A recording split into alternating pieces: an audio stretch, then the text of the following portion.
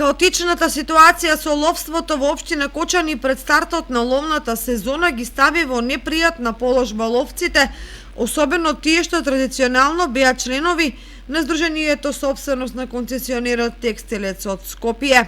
Откако поради девијантни појави во работењето, истиот се откажал од двете ловишта. Каква ќе биде разрешницата на овој ловостопански проблем?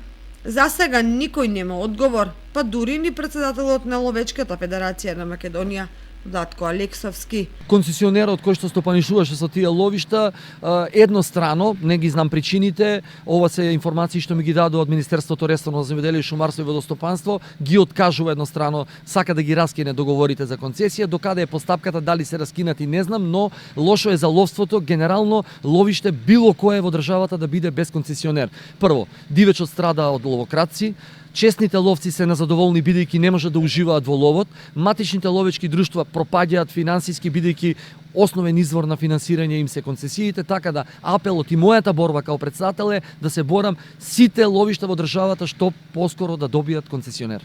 Како што стојат работите, ќе помине подолг период додека случајот добие судска разрешница, а до тогаш ловиштата и дивечот во нив ќе останат препуштени сами на себе, односно без ловочуварска служба. Па видете, не зависи од нас, ако зависи од Ловечката федерација, ја во еден ден би го решил тоа, но сепак се работи за постапка.